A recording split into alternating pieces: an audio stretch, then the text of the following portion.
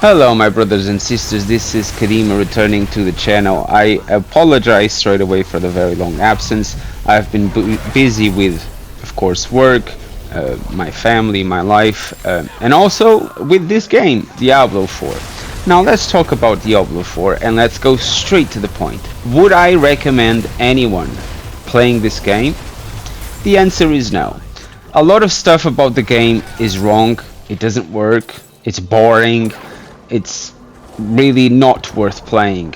At least not at this stage. Maybe in the future, once we reach Season 6 or something like that, the devs would have fixed everything that is wrong about the game. I will be mentioning some of the things that are the worst stuff about the game, at least in my opinion, but there are many more. Now, let's talk about the number one thing. Now, the game is actually fun while you play the campaign. Between level 1 and level 50 up to maybe 60, while you play the campaign, it's actually fun. The graphics are pleasant on the eye, gameplay mechanics are actually easy to learn, abilities are easy to use, learning your build and making the most out of those abilities, it's actually quite intuitive. It's not like you need to learn science to be able to pull up any builds by your own. You can always follow guides, it will make your life much easier. And when I started talking about Diablo 4 on the channel, that was actually one of the things I was planning to do. I was planning to make content about builds, strategies, guides, gameplay, and tips, hints, tricks, anything. But then after I played the campaign and I started working on my original build, which is the one you are seeing on the screen right now, which is a sorcerer, and I was playing on the Eternal Realm, I really couldn't push myself to make any videos. And I quickly realized why. It's just, the game is just not fun. And I couldn't honestly be making build videos about a game that I wouldn't recommend anyone playing. I have been putting a lot of my own time and effort into this game, but I would rather advise you guys not to do the same. Now, again, from level 1 to level 60 is actually quite fun. I enjoy the campaign, but once you reach the end game and you start looking into maximizing your guild and leveling up your Paragon points and leveling up your glyphs to finally tune your builds, it's just not fun. Now, why is it not fun? Let's talk about loot. This is an RPG game where pretty much the main thing is loot. You play the game to get better loot. Unfortunately, the loot, like in many other games, it doesn't really make sense. You start collecting loot that first it doesn't really apply to your build. Sometimes it doesn't even apply to your class, which I don't really understand. It's not like I can do anything with a crossbow being a sorcerer, so why am I picking up crossbows? Why are crossbows dropping to my sorcerer? I don't understand that.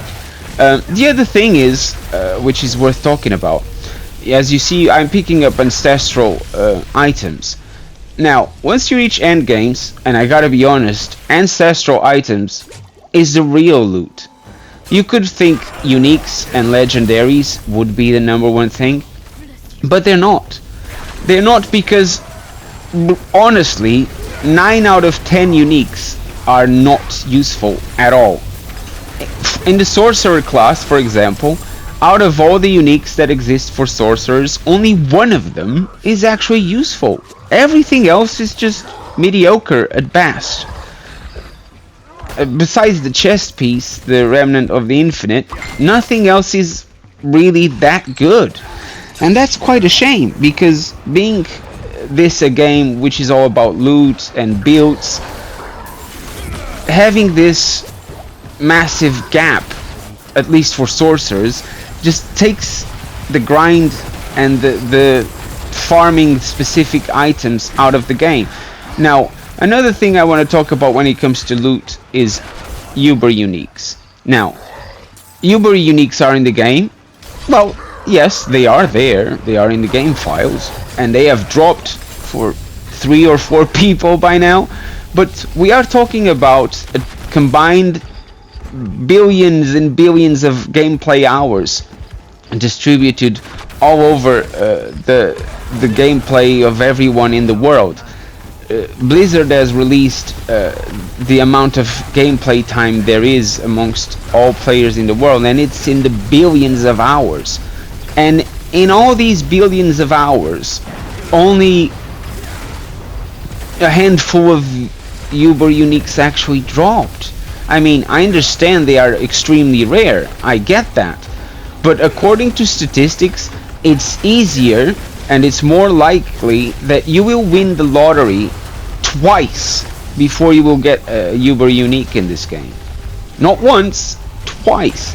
You are more likely to win the lottery twice than to get a Uber Unique in this game. So they're like a myth. They are in the game, but they are not really in the game because you never get one. I mean, I have hundreds of gameplay hours by now, hundreds. And every time I play, I do hope I will get a Uber Unique, but it's not like I'm really playing for it anymore, because I know I'll never get them. So, yeah, that's one of the other things that kind of does annoy me in the game, is that you will never get to see those, and it's just sad. Another thing I want to talk about the game is difficulty. Now, when you play the campaign, again, all the way up to level 60, the game is actually quite easy. Even if you play in veteran, world tier, and then you move on to nightmare and then to torment, the difficulty is actually quite okay. It's when you reach end game and you start pushing up nightmare dungeon tiers anywhere above level 70, is that the game just becomes ridiculously hard. We are talking a massive difference between a level 70, a tier 70 nightmare dungeon and a tier 75 nightmare dungeon. The difficulty increase is so massive that you go from not being one-shotted by everything to then suddenly being one-shotted by everything. And that's just wrong. It shouldn't scale that much. Now, I understand having a game with one-shot mechanics. I get that. What I don't get is having everything being a one-shot in any game. Now, let's talk about, for example, Uber Lilith, which is the final end-game boss of this game. As I was saying, I understand one-shot mechanics, especially for bosses such as this one. I understand that endgame bosses should have one-shot mechanics. What I don't understand is these bosses spamming those mechanics. And you are about to see that in this example. I do manage to kill her, but take a look at how this boss works. So I get all of her HP, nearly all the way down to half HP. And then she starts spamming the ground attacks one after the other, and these are one-shot attacks. You see those spikes on the floor? They instantly kill you. It doesn't matter what build you have, how much armor you got, that is going to kill you. You see? I just died to it. But it's not about dying to it. It's about she just spams that and you cannot even hit her back. There's no way to hit her back while she's doing it, because you have to just pray that you don't die to that stuff. So, is that supposed to be fun or challenging? It's not really challenging, it's just poor design. Yes, again, there should be one-shot mechanics, but not something that the boss constantly spams. Just like, she doesn't even care you are there. She just spams that stuff and you die eventually. So, in my opinion, and that's just my opinion, that makes no sense. But now, let's talk about something else that I want to debate, and there's probably one of the main reasons why I wouldn't recommend this game. This still feels like a beta version, honestly. There's patches and fixes and nerfs and boosts every freaking week, and although I understand such things in these kind of games, being online services and all that, I mean, it's not like this is about PvP. There's no real advantage here. It's not like I'm there is PvP in the game, but no one really cares about it. No one really plays it. I've been there for hours trying to look for enemies to kill, and I could barely run into another player. So why are they so worried about nerfing this and nerfing that? It's not like I'm going to be much stronger than anyone else, because there's just no one engaging in PvP. It's not really about the PvP. This game is about fighting bosses and doing dungeons, really. Yeah, I don't get that. I would rather see Blizzard focusing their attention on doing something as great as fixing resistances.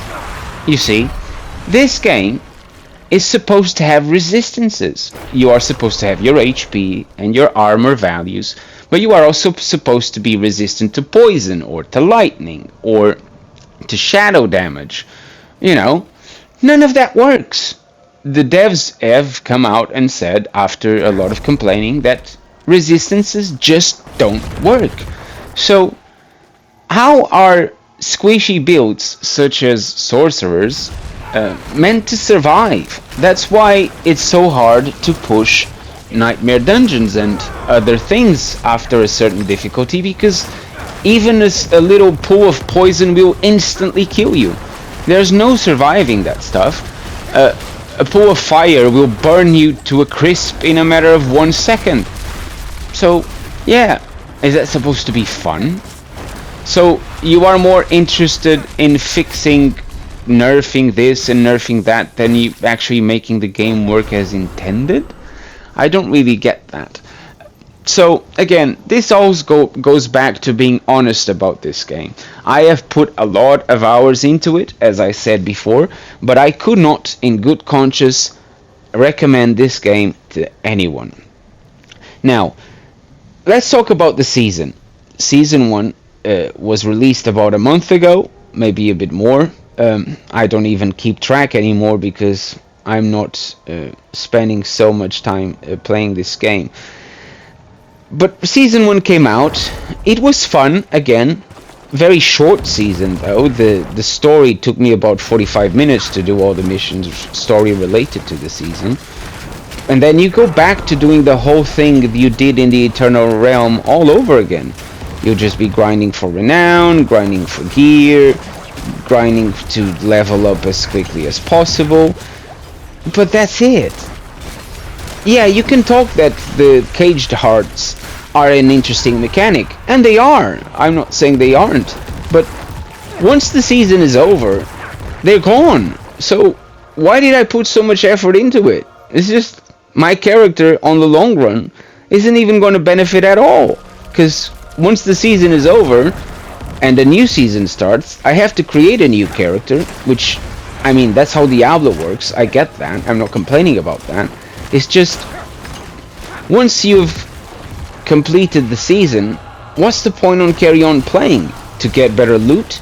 You are not going to get it, because the legendaries are not worth using, and uniques, most of them are not worth using either, and uber uniques, you are never going to see them. So why are you punishing yourself trying to get one when you never will?